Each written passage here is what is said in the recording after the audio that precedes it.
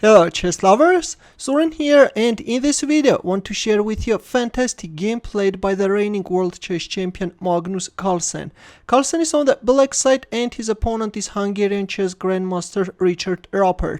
This game was played at 2019 St. Louis Rapid and Blitz, and this game was played in rapid time control. Now, without further ado, let's get started with this fascinating game and see what happened on the board.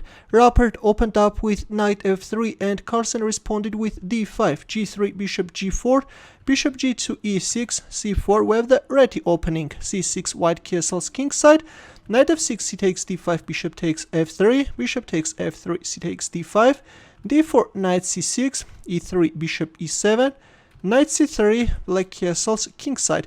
I have to tell you that this position was also seen in 2013, played between Magnus Carlsen and Fabiano Caruana, where in here Carlsen chose b3. That game was played at Tal Memorial, and by the way, I have to tell you that Carlsen even managed to lose that game.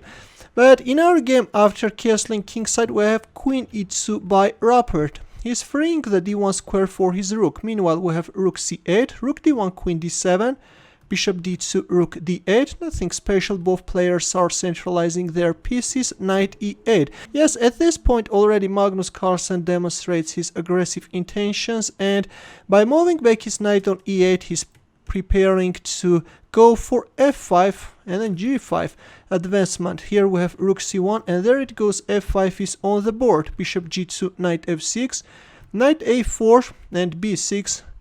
Black is controlling this important c5 square, not allowing any possible knight c5 jumps. Seeing that already this knight is doing nothing on a4, Rapport moved it back on c3, after which we have knight a5, and already this time Carlsen himself wants to put his knight on c4 square. Knight b1 by Rapport. Well, playing a move like b3, which black did, is not good because black has a bishop on a3 f8 diagonal and can start exploiting the weaknesses of the dark squares.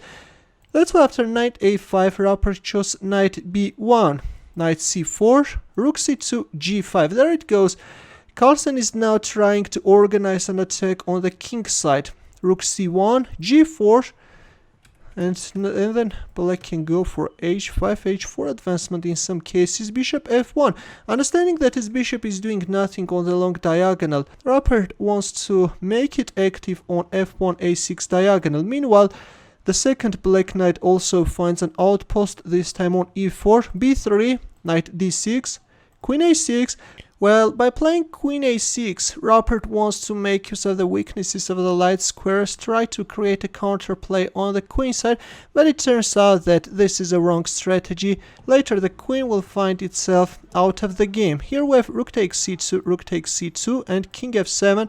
At some point, black can put his rook on h8 in order to support the advance of this h-pawn. a4, h5, a5. Well, as mentioned above, Rapport is looking a counterplay on the queen side, but it turns out that this a4, a5 advancement favors only black. Here Carlsen played rook b8, and after a takes b6 played rook takes b6, and now the one who got a weakness is white. We have a weakness on b3, which will be successfully targeted by Magnus Carlsen.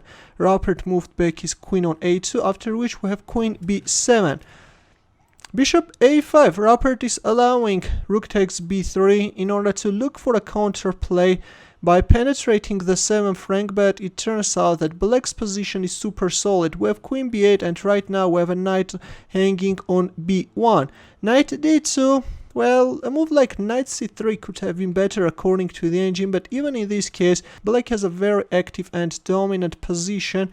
With an extra pawn and an active position, black can easily convert this into a victory. Let's go back, but in our game after queen b8 we have knight d2. Here comes rook b2, queen a4, and knight takes d2. Black won a piece, but now white is playing queen d7 in hope of creating some counterplay, but it turns out that Carlsen had calculated everything. In here he announced a check from f3, and after king h1, well, if I move like king g2, then can you find a winning move for black? Ready? Well, that move actually asks itself to be played, and the winning move is rook takes f2 check. If king takes f2, then the second knight is joining the attack.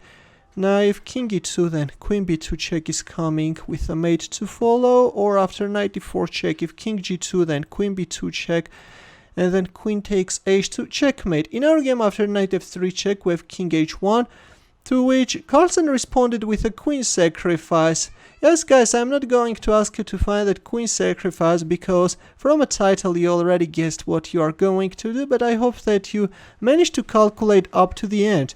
And the winning move is actually queen takes c7, which is neutralizing any possible threats from the 7th rank.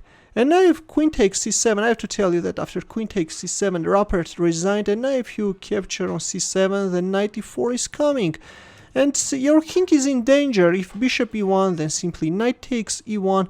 Just no way out, you know, white can't create a counterplay. And if queen c1, in order to give away his queen later, thus avoiding a checkmate, then yeah, knight d3 discover check is coming, and this endgame is totally winning for black, because black has an extra piece and 2 pawns, right? That's going to be a very easy win. That's why, as I've already mentioned, after queen takes c7, on move 35, yes, Richard Rapport resigned. Another very impressive game by Magnus Carlsen. Truly a game played by a champion.